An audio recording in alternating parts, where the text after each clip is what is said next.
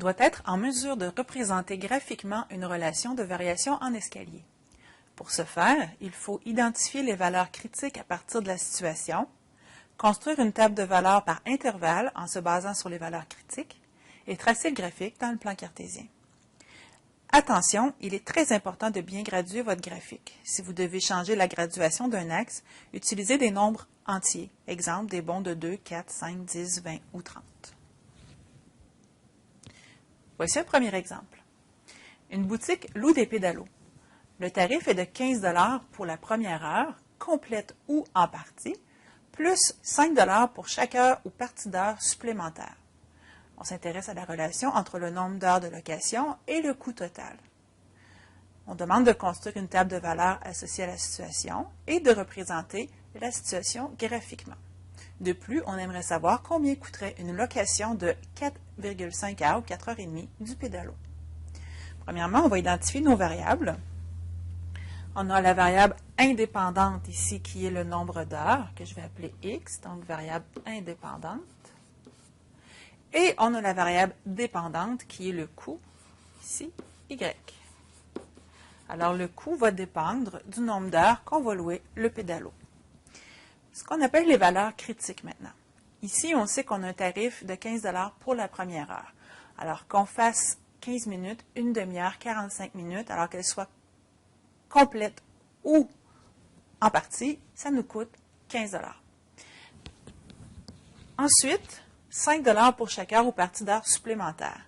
C'est là que se jouent les valeurs critiques. Alors, pour chaque heure ou partie d'heure supplémentaire, ça veut dire qu'aux heures précises, aux heures justes, il y aura un brusque changement. Allons-y avec la table de valeurs. On porte attention pour bien mettre un titre à sa table de valeurs. Entre 0 et 1 heure, ce qu'on a dit, c'est que c'était 15 $. Alors qu'on fasse une heure complète ou en partie, c'est 15 $. On remarque qu'on a un crochet tourné vers l'extérieur à 0 et un crochet tourné vers l'intérieur à 1. Il est tourné vers l'extérieur à 0 parce que la situation n'a juste pas lieu si on ne loue pas, donc si on loue 0 heure. Aller jusqu'à 1 heure complète, on paie 15 $. Et là, il y a un changement. À partir du moment où on dépasse 1 heure, que ce soit pour 5 minutes, une demi-heure, 45 minutes ou une autre heure complète, on augmente de 5 $. C'est pour ça qu'on est passé de 15 à 20 $ ici. Et ainsi de suite pour chaque heure supplémentaire. Pour le graphique maintenant, on s'assure de mettre un titre à notre graphique, d'identifier correctement les axes, donc nombre d'heures et coût total, et de bien graduer les axes. Ici, pour l'axe des X, j'ai gradué par bond de 1, c'est le nombre d'heures. Et pour l'axe vertical, l'axe des Y, j'ai gradué par bond de 10, mais dans le fond, on voit qu'on a des bonds de 5 ici aussi. Maintenant, pour aller dessiner,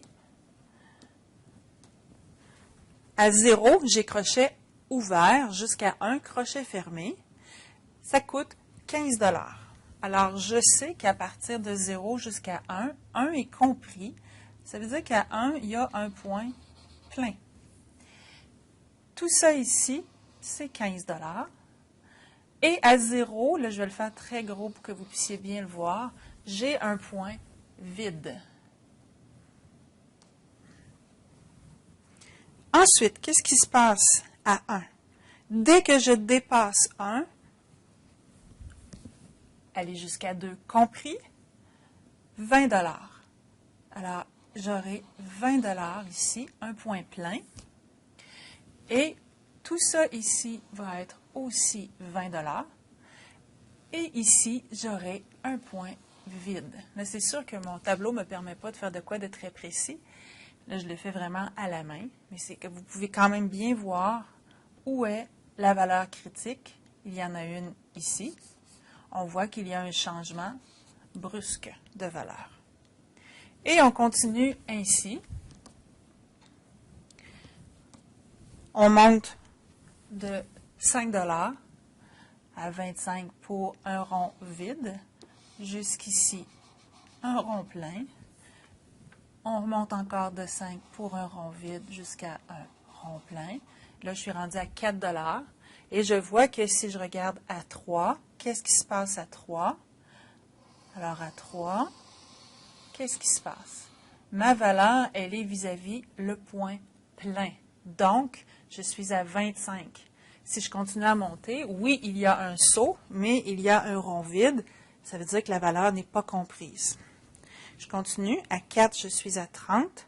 Je monte ensuite pour le rond vide pour me rendre à 5, ici à 35, ce qui est bien le cas quand on observe la table de valeurs. Je pourrais en mettre un dernier, ici. Maintenant, on peut répondre à la question qui était combien coûterait une location de 4h30 d'un pédalo? On peut regarder dans la table de valeurs. On peut aussi regarder dans notre graphique. 4h30 est situé ici. On monte, on monte, on monte, on monte, on monte pour aller voir. On est là, qui est une valeur de 35 $, ce qui se confirme aussi si on observe la table de valeurs. Vis-à-vis ma flèche rouge, 4h30, c'est bien entre 4 et 5, ce qui donne 35 $.